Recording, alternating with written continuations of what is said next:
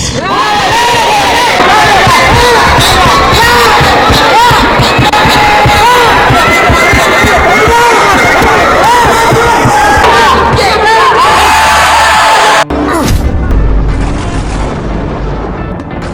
patuloy na pagbagsak ng mga nangungunang Pinoy boxers kontra sa mga Japanese boxers,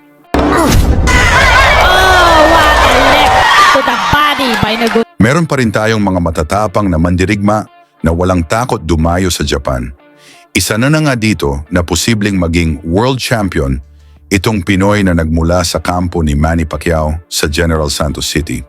Ito ang tinaguriang The Babyface dahil sa kanyang maamong mukha, ngunit isang halimaw pala sa ibabaw ng ring. Si Joey Canoy, mayroon siyang record na 23 panalo, 14 na dito ay via knockout, at isa siyang OPBF Light Flyweight Champion.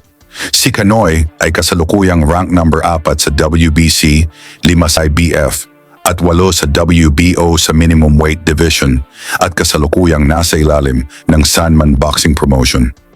Sa ngayong nag-order ang IBF para sa title eliminator na maglaban si Canoy kontra sa former world champion na Hapones na si Genjiro Shigeoka na natalo naman ni Pedro Taduran sa kanyang huling laban.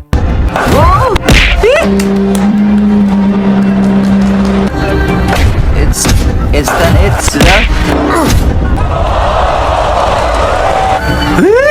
Upang mas makilala pa natin kung gaano kalakas si Canoy na galing sa 6 na sunod-sunod na panalo, 5 rito ay tinapos niya via knockout.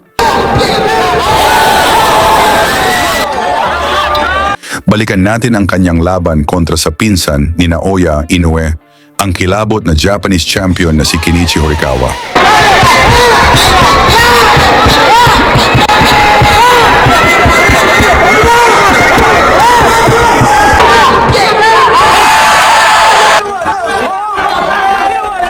Si Horikawa ay may record na 41 panalo, 24 na dito ay via knockout. Ang labanang Canoy versus Horikawa ay ginanap para sa OPBF Light Flyweight title sa Edion Arena sa Osaka, Japan. Sa unang round pa lang, pakiramdaman muna ang dalawang boksingero dahil alam nilang pareho silang may taglay na knockout power.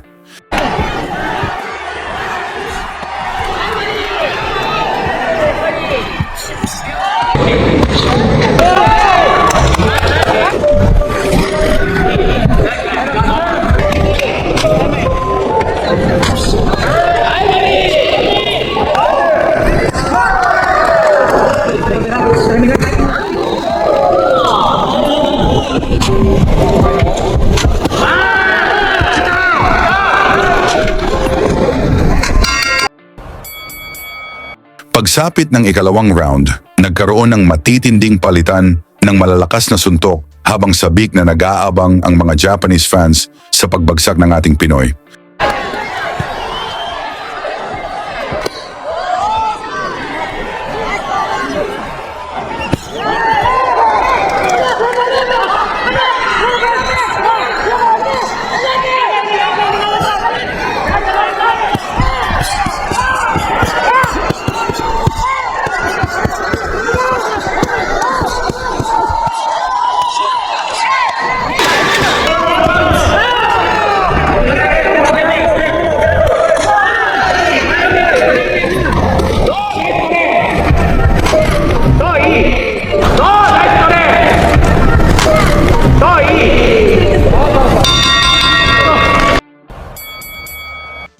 Sa ikatlong round, umarangkada si Horikawa, pilit na gustong tapusin ang laban.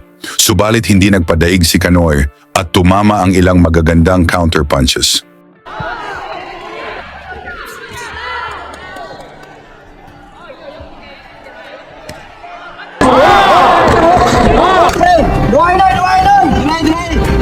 Galaw!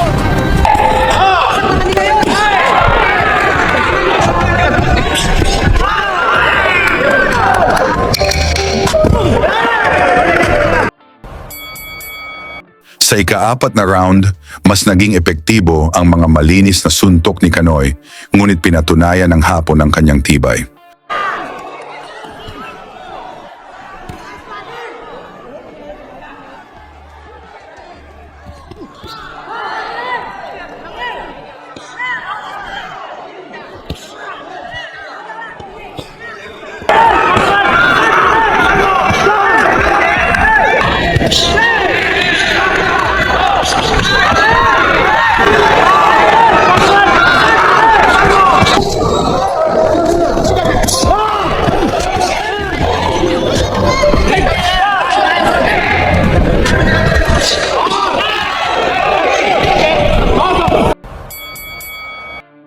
Habang umuusad ang laban sa ikalimang round, parehong nagbigay ng todo laban ang dalawang boksingero na parehong gusto tapusin sa knockout ang laban.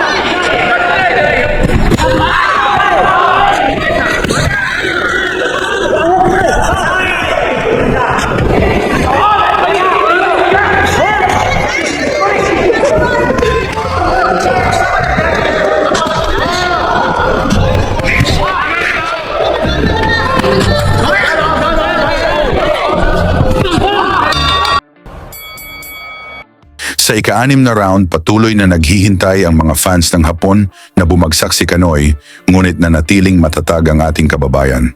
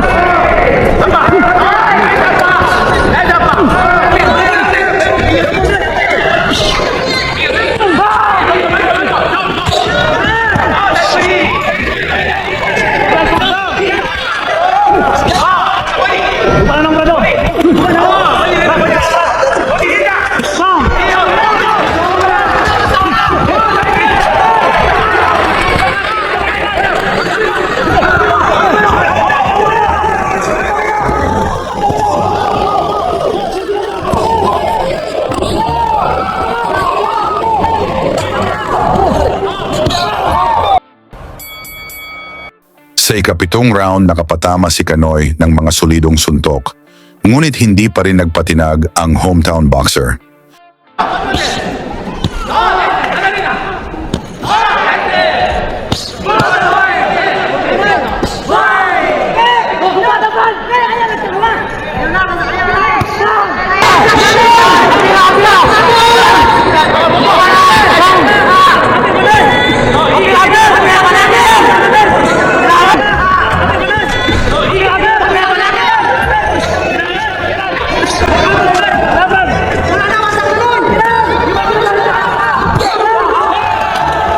Sa pamamagitan ng mabilis at malinis na kombinasyon, tuluyang napabagsak ni Kanoy si Horikawa. Hindi na ito nakatayo, kaya't nanalo si Kanoy via TKO at naging OPBF champion. Habang si Horikawa naman ay sinugod sa ospital, tungkol naman sa performance ni Kanoy, sa tingin nyo, may pag-asa ba siyang maging world champion balang araw? Pag-usapan natin yan sa ibaba. Lagi niyong sundan, huwag magpapahuli. Pag-usapan ay bakbakan, balita niya at laban. Mga Pinoy na di nagpapagapi. Salamat sa mga suporta na lagi nandyan.